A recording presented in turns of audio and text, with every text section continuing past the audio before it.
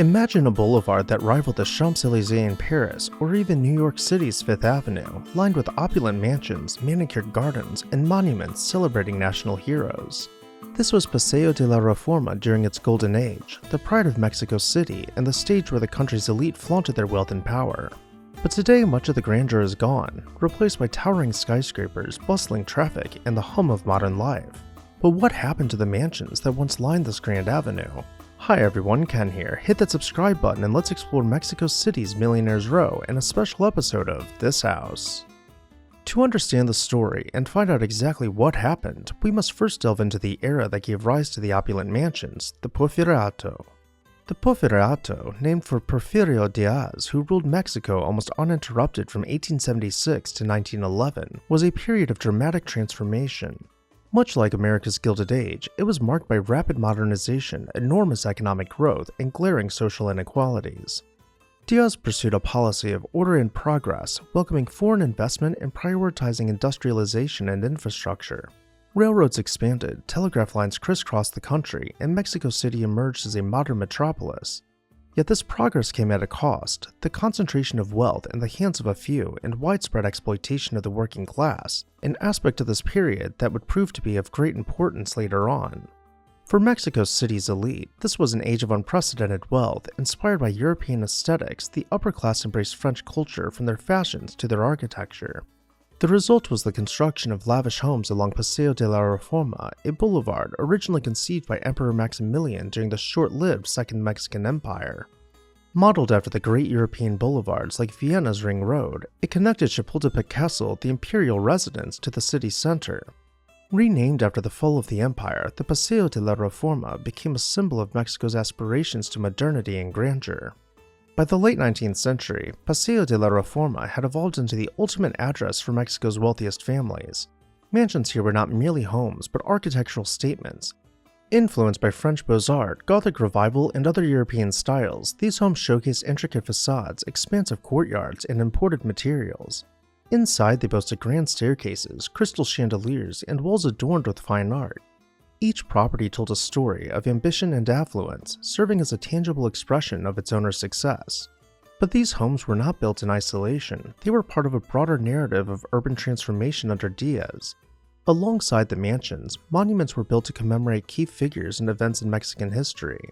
The boulevard itself was a masterpiece of urban planning, with wide pedestrian paths, ornamental trees, and traffic roundabouts centered on statues like the Angel of Independence.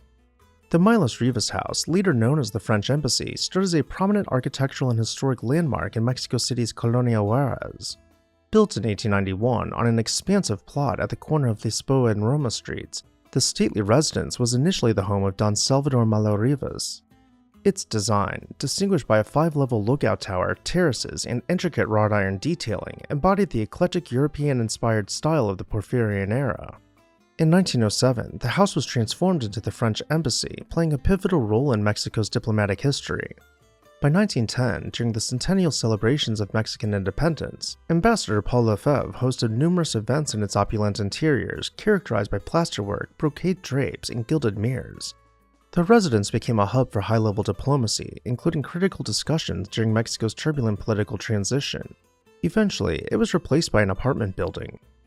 Nearby, the Gonzalo Ferreno House was built in 1898 as a striking example of late 19th century eclectic architecture. Likely influenced by Richardsonian Romanesque styles, the house featured a rusticated stone facade, battlements, and a distinctive tower. Commissioned by Colonel Carlos Gonzalez for his wife Maria, it served as a family residence until her untimely death in 1911. In 1912, the house gained prominence when President Madero and U.S. Ambassador Henry Lane Wilson unveiled a statue of George Washington in the adjacent Plaza Dinamarca, renamed Plaza Washington. Following turbulent years, including the upheavals of the Mexican Revolution, the property was sold in the 1930s, demolished, and replaced by the Washington Apartments, which were themselves later replaced by a modern 6-story building. In 1906, a nearly identical house was built at the corner of Pueblo and Veracruz for the Armour family. Though just like the previous mansion, this one only stood for a few decades before being demolished in the 1940s. Next, we'll travel over to number 1 Plaza de la Reforma. Commissioned by Ignacio de la Torre Mir, a wealthy sugar magnate and son-in-law of President Porfirio Diaz, the home was a striking example of Beaux-Arts architecture designed by military engineer Ignacio de la Barra. Its elegant symmetrical facade, mansard roof, and opulent interiors made it a symbol of elite status in Mexico City. The house gained notoriety not only for its architectural beauty, but also for its association with the infamous Dance of the 41, a scandal implicating Ignacio in 1901. Despite social controversies, the mansion hosted numerous high-profile events, including the Italian embassy's delegation during Mexico's independence centennial celebrations in 1910. Following the Mexican Revolution, the mansion was confiscated, serving as a military headquarters and later as the headquarters of the National Lottery. By 1932, the once stately residence was demolished to make way for a modern National Lottery building, marking the end of an era. I covered this one a while back, so we'll have that video linked at the end of this one if you haven't seen it yet. In the meantime, let's move over to the Martin House at number 245 Paseo de la Reforma. In breaking with what we've seen so far, this house is thankfully still standing, though the interior has been significantly altered for adaptive reuse. The Casa Torres Isabel, later expanded and transformed into the Barreras Gonzalez estate, once stood as a grand residence at 347 Reforma, overlooking the iconic Angel of Independence. After years of serving as a symbol of wealth and prestige, the site was ultimately replaced by the modern HSBC Tower in 2006, leaving only memories of its storied past.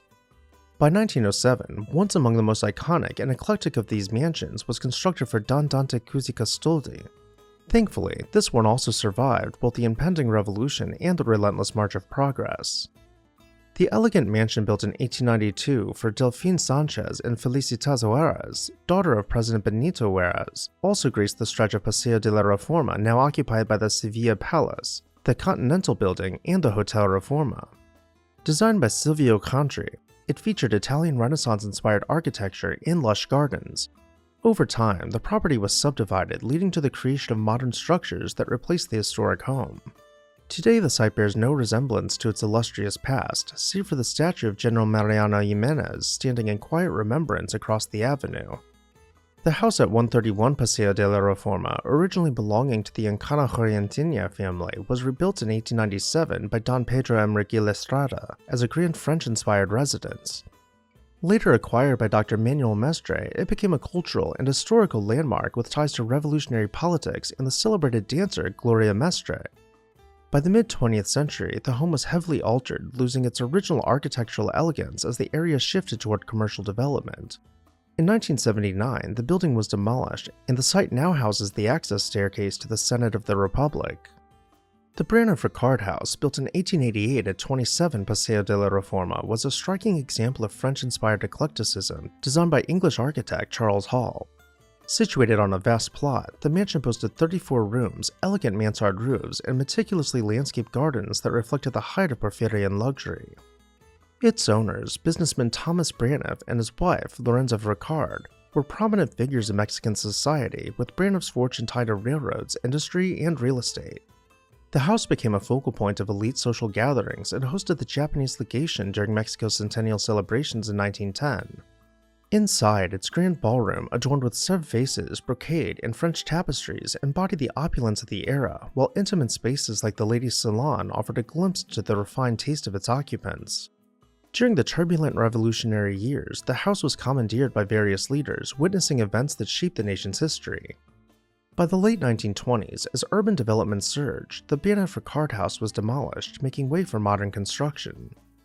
The house of Guillermo de Landa y Escandon, built between 1903 and 1906, once stood as a stunning example of French Renaissance and Gothic architecture on a prime corner near Paseo de la Reforma.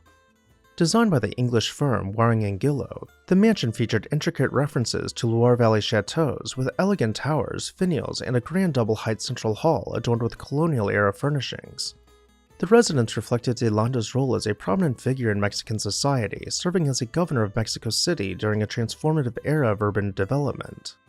We took a closer look at this mansion in a previous video as well, so we'll have that one linked at the end of this one. So what actually happened? Why did the wealthy flee from their mansions? By 1910, discontent simmered among the working class and rural peasants who had been left behind by Mexico's economic boom. The fraudulent presidential election of that year ignited the Mexican Revolution, and Diaz was forced into exile in 1911. As the country plunged into a decade of chaos, many of the families who had built their fortunes during his regime saw their wealth dissipate. Paseo de la Reforma's fortunes mirrored those of the nation. The opulent mansions began to fall into decline as their owners fled the country, faced financial ruin, or were imprisoned. Some homes were abandoned, while others were repurposed as government offices, schools, or commercial spaces. Over time, the city's growth and modernization reshaped the boulevard.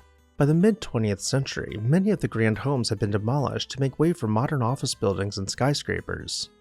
Today, only a few remnants of Paseo de la Reforma's gilded past remain, scattered like fragments of a forgotten story. Walking the avenue, one can still spot the occasional mansion sunken in the shadows of the glass towers that now dominate the skyline. These surviving structures offer glimpses into a bygone era, a time when the boulevard was the playground of Mexico's elite. But I'll turn it over to you. What are your thoughts on Paseo de la Reforma? Could you have ever imagined that Mexico City once had a street to rival Manhattan's Fifth Avenue?